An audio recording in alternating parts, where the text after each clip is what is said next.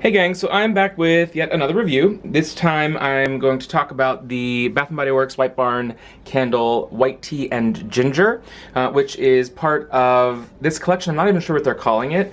I think a lot of it started as White Barn exclusives and then went wide as far as I know. And a lot of us actually on Instagram are just kind of referring to it as the wallpaper collection because the background of the label kind of looks like an early 90s like floral print kind of watercolor wallpaper. Maybe it's the watercolor collection. You know, the marketing matters. Obviously, that's the big thing that Bath & Body Works focuses on, but I actually kind of like this. There's something about it that is, it's a little bit kitschy, it's a little bit kind of throwback, but not in an annoying way, which it often can be. So I kind of like it. I think that it's simple. It's a little cute without being overly cute, and at least it's not a Hawaiian collection like enough other people, Bronze Blogger, Tina Divalicious, they've all done sort of rants on this Hawaiian collection. I'm beyond done with it. It's kind of ridiculous. There's really no spring at Bath & Body Works at this point. They could be doing sort of non-seasonal scents in the springtime or, you know, right after semi-annual sale, since they throw away all ideas of winter as of December 26th, which is already kind of ridiculous because it's some places it hadn't even snowed by then. And then you've got definitely January, February, and into March. But the past couple of years, they've just completely thrown away spring, you know, ignoring kind of fresh pick, ignoring sweet shop, ignoring year-round scents, and for the most part, just going right into tropical escape garbage. And they release the same types, literally sometimes the same candles or the same types of collections over and over and over and over again from immediately after the December semi-annual sale all the way through until, you know, August, September, when the fall stuff starts coming out. And then you've got 2 months of fall before you have 3 months of Christmas and winter, and that's it. So it's really like 7 months of the year is summer at Bath & Body Works. And you've got destination collections that are primarily based on, you know, past summer scents. So much of it is so same, similar, generic, boring, not good. Yeah, there's enough people who've said enough things about it that I agree with, that it's just crap at this point. So much of it is not good even. And there's another Hawaiian collection in stores now. I thought we already had a Hawaiian collection already this year. I'm sure we'll see another one. Who knows what else the spring and summer may bring. Nothing's been in test for at least a month or so from what we've seen on, you know, Instagram and Facebook. So at this point, I imagine there will be one or two more collections followed by some sort of summer sips, popsicle, you know, fruity collection that will perhaps either be, you know, leading right into some annual sale or around some annual sale, and then they'll do one or two other collections during and after some annual sale, and then we'll start going into fall sometime in August in, you know, Pumpkin Central. Anyhow, this collection is interesting. It's not amazing. There's nothing else in here that I liked except bow ties and bourbon. It's a little bit more cohesive than some collections, but it's a lot of sort of, you know, this is, I guess, this year's version of Garden Party in a way from a couple of years back that had a lot of really interesting scents. But this just has your sort of standard watermelon lemonade, honeysuckle, lilac blossoms, white tea and ginger, a strawberry vanilla that no one really likes. So a mix of florals and some fruitiness, but overall nothing to write home about, except for bow ties and bourbon, which I do like, but already I had in other collections because it actually was supposed to come out in the sort of early January Destinations collection, and that failed at test, but I had one of the test versions of that. Same scent, different packaging. Beautiful Day is actually also in this, which I did grab. Beautiful Day, you know, I loved the soap last year, then they were throwing it in every collection. I actually never bought it in candle form. And at this point, I started using the soap again because I'm not about to use their coconut soaps in February, March. And I actually there's something about it that at least it's fresh. It's closer to spring than a lot of the other stuff that they're having right now. So I did grab one of those, and it's burning and has amazing pool. So that's worth buying, I think. And of course, this white tea and ginger. So this is actually a full one. I've already burned through about halfway of one of them. And I went and I got this today. This is Saturday, March 5th, and at a White Barn that was fairly well stocked, that wasn't even that busy, this was the only white tea and ginger they had left. They had multiples of every other candle from this collection, and just this one white tea and ginger that the girl had to find in a drawer somewhere. So perhaps it was actually pretty popular, I'm hoping. They also were sold out of some of the few other ones from the White Barn Core collection. I was looking to get another black pepper bergamot, the golden grapefruit, which I never had purchased. those were completely sold out. So they only had sort of the core boring stuff that's still there. But to talk about this candle, when we first heard it was coming out, I was super excited because, as you see here, this is one of the old sort of classic throwbacks, signature body collection, the white tea and ginger. Now this is a sort of fresh new packaging because this was just, this was made, I think this is from the semi-annual sale, summer 2015, so a little less than a year ago. This came back in stores as part of their sort of classic collection coming back. I don't like much of their body care. I like Dancing Waters, Rain Kiss Leaves, White Tea and Ginger, Rice Flower and Shea, the occasional Cucumber Melon thrown in there, the occasional sort of Coconut Lime Breeze. Beyond that, that's pretty much it for me. And I'll stick to, I like some of the aromatherapy ones, but even not a whole lot there. More of the throwback ones. But I do love this White Tea and Ginger, and I have always loved it. There are a lot of notes listed on here, which is nice because they do give us 2, 3, 4, 5 notes. And the candle won't give us that much. But so when I heard White Tea and Ginger was coming out in candle form, I was excited because I do love this. It is, when I sniff the body care here, it just, the way I describe it before we get into the actual notes, it's fresh, it's slightly sweet. It does have a hint of floral, but it's not floral heavy or floral based even. The tea is not any traditional tea that you can be thinking of. It's not your black tea. It's not your London Calling, Nest tea, Lipton Brisk from a can full of sugar and crap.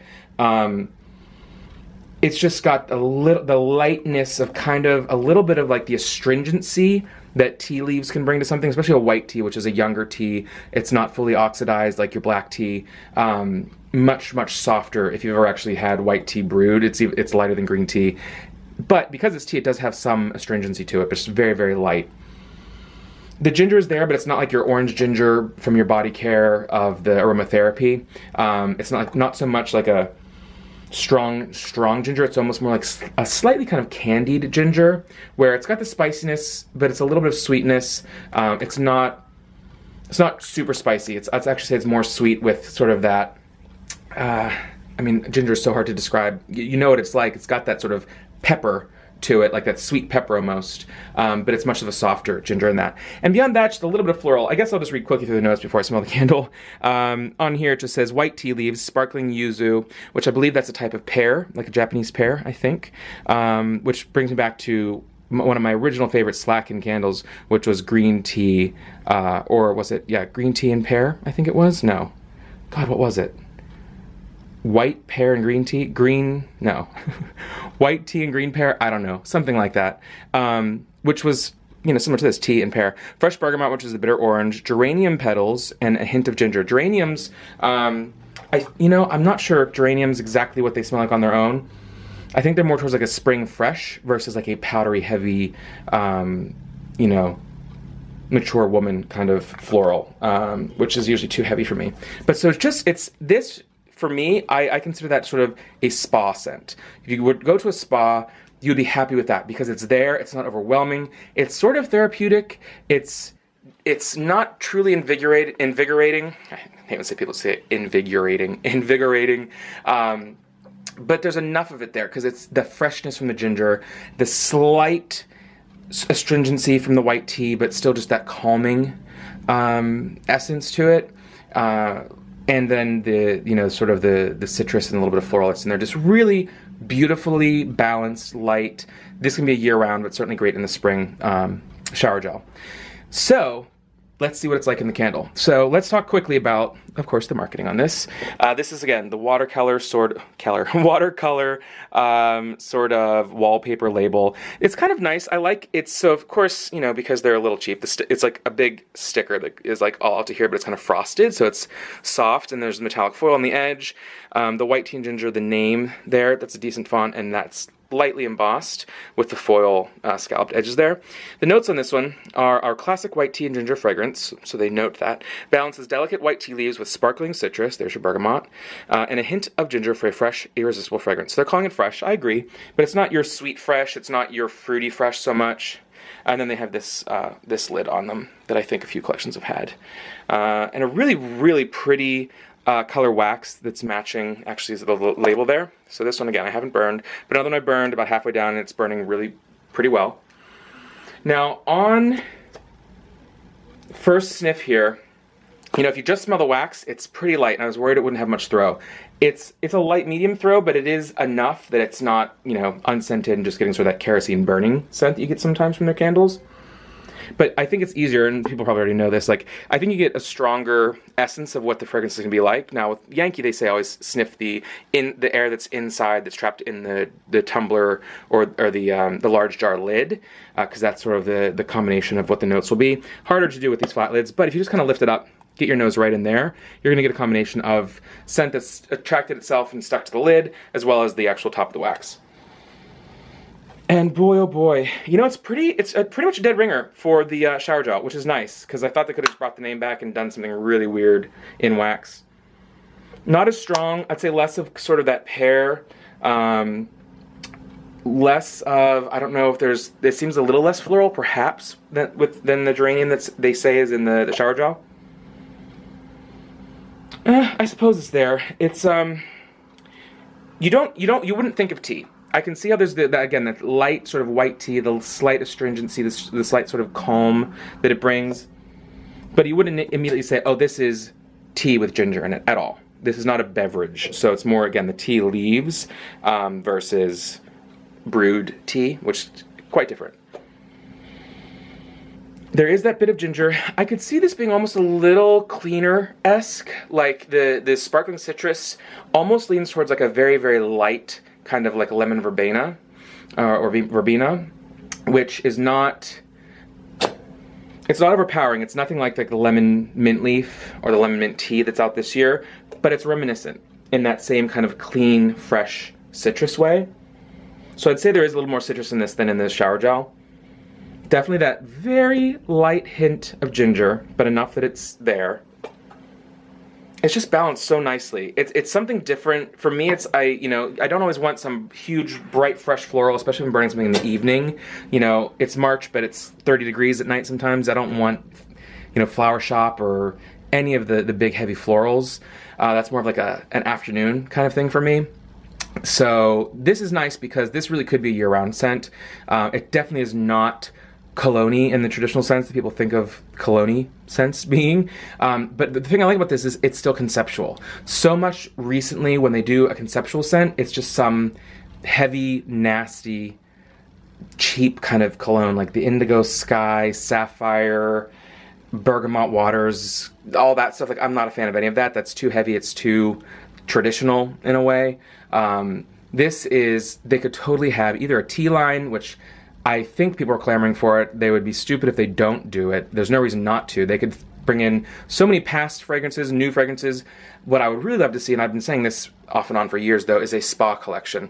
If they wanted to be looked at as, you know, White Barn as being sort of that high-end conceptual store, you don't have to be seasonal, you don't have to be tropical all the time. Maybe it sells, but stop being so basic, my God. And people love spa crap. I'm sure like Walmart shelves are full of spa essentials and this and that. You could throw in some throwbacks like white tea and ginger. You could throw in cucumber melon, even though I think it's too sweet to be spa, whatever, but it's cucumber essence, water, whatever. You could bring in things like, and I don't want Dancing Waters and Raincoast Leaves candles, but things more along those lines. You've got fresh, you've got calming, you've got relaxing, you've got invigorating, a little bit of herbal, a little bit of floral, a little bit of sort of like, you know, cucumber slash lemon slash, you know, like mint or basil or, you know, even things like sage, rosemary. You know, they had a lemon, what was it, lemon cucumber candle, I think 2 or 3 years ago in the Fresh Pick collection. It didn't go wide. It was extremely literal. It smelled kind of dirty almost because it truly smelled like cucumber and lemon. It wasn't overly sweet and candied lemon like they do with everything else.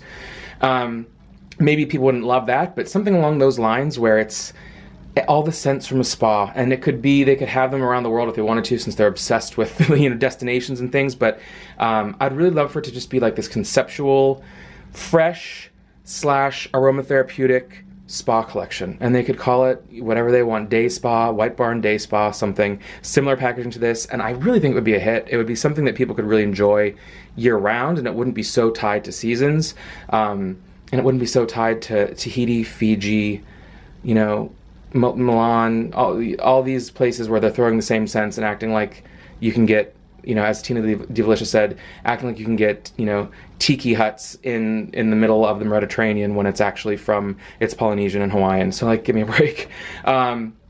Anyhow, this video is getting long. Suffice to say, I really, really, really enjoy this candle. I hope it was a success and hope they continue to bring this out and things like this. And maybe they'll hear our call and make something a little bit more conceptual like this and not just feel the need to say, okay, we're going to do conceptual and have a few things in that collection, but we're going to throw in our strawberry, our honeysuckle, our watermelon lemonade that's in every collection and, you know, never die. So we'll see what happens. So questions, comments, hit me up. Check me out over at facebook.com/TouchTheFireTwice. Check out my other channel, The Gentleman Next Door. Also at facebook.com/TheGentlemanNextDoor or just thegentlemannextdoor.com. And until next time, guys, take care.